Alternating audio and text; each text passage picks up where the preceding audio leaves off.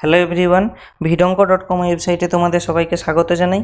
আমি সৌরভ দে, তোমাদের math tutor. এখানে যে প্রশ্নটি নিয়ে আলোচনা করব, দেখো এখানে বলা হচ্ছে কি যে একটি মুদ্রাকে 4 বার টস করা হলো। তো প্রথম 3 বার হেড পড়লো, তো চতুর্থবার হেড পড়ার সম্ভাবনা কত?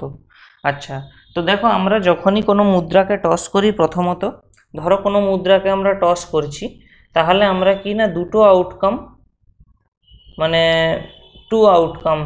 দুটো আউটকাম আমরা পাই। কি না, আইদার হবে হেড যখন একটা কয়েনকে টস করা হবে, অথবা হবে টেল, অর্থাৎ হয় হেড পড়বে নাহলে টেল পড়বে। এই দুটো সম্ভাবনার বাইরে আর কোনো কিছু মানে ফলাফলের সম্ভাবনা নেই। দুটি ফল হতে পারে একবার মুদ্রা টস করলে। এবারে দেখো আমরা ধরো এখন একটি মুদ্রা টস করলাম, তো সেখানে হেড অথবা টেল কিছু একটা পড়তে পারে। আবার যখন আমরা মুদ্রা টস করব, আবার হেড অথবা টেল পড়তে পারে। তো মুদ্রা টসের যে ঘটনাগুলি, দেখো একটির সঙ্গে আরেকটির কোনো লিঙ্ক নেই। অর্থাৎ আমরা এখন যদি মুদ্রা একটা টস করি, এর পরের বার যখন মুদ্রা টস করব, সেটাতে কি পড়বে সেটা কিন্তু আমরা আগের ফলাফলের উপর নির্ভর করতে পারি না। অর্থাৎ আমরা একটাই এখানে কনক্লুশন করতে পারি যে মুদ্রা টসের যে ঘটনা, সেগুলো হলো স্বাধীন ঘটনা, একটি আরেকটি ঘটনার উপরে কোনোভাবে নির্ভরশীল নয়। ঠিক আছে, তো দেখো যখন যেহেতু মুদ্রা টসের ঘটনা একে অপরের উপর নির্ভরশীল নয়, তাহলে প্রথম 3 বার যে হেড পড়লো, এটা আমাদের চতুর্থবার টসের সঙ্গে কোনো সম্পর্ক থাকবে না।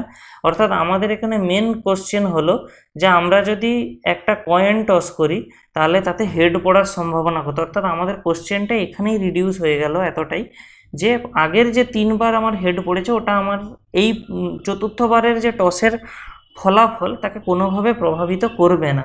ঠিক আছে, অর্থাৎ আমাকে শুধু নির্ণয় করতে হবে যে একটি কয়েন টস করা হলো, তাহলে হেড পড়ার সম্ভাবনা কত। তো আমি ওটাই বললাম যে যখন একটা কয়েনকে আমরা টস করি, তখন যে নমুনা দেশের নমুনা বিন্দুর সংখ্যা, একটি কয়েন টস করলে বা একটি মুদ্রা টস করলে নমুনা দেশের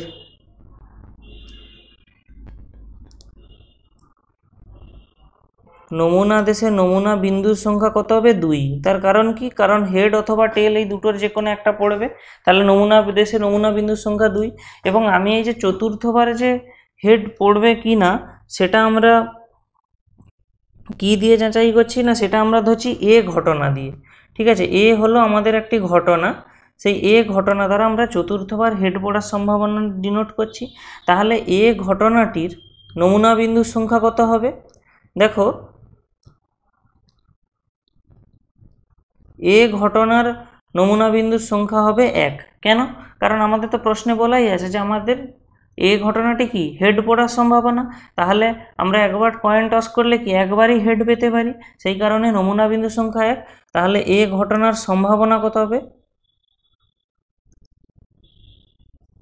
এ ঘটনার সম্ভাবনা হবে এই 1 বাই এই 2। অর্থাৎ আমরা অ্যাকচুয়ালি কত পাবো না, আমরা অ্যাকচুয়ালি কী করি, যখন কোনো ঘটনার সম্ভাবনা বের করি, আমরা ওই উপরে কি মানে লবে লিখি যে ওই ঘটনার নমুনা বিন্দুর সংখ্যা, এবং হরে লিখি কত না ওই নমুনা দেশে নমুনা বিন্দুর সংখ্যা। তো আমাদের এখানে ঘটনার নমুনা বিন্দুর সংখ্যা 1 এবং নমুনা দেশের নমুনা বিন্দুর সংখ্যা 2। সেই কারণে এখানে হেড পড়ার যে সম্ভাবনা চতুর্থবারে, সেটা হবে হাফ। ঠিক আছে, তো ভিডঙ্ক.com ওয়েবসাইটেই ম্যাথটি দেখার জন্য তোমাদেরকে অসংখ্য ধন্যবাদ জানাই। এরকমই নানা প্রশ্ন এবং তাদের সমাধানের জন্য তোমরা আমাদের ওয়েবসাইটটি ভিজিট করো। ধন্যবাদ।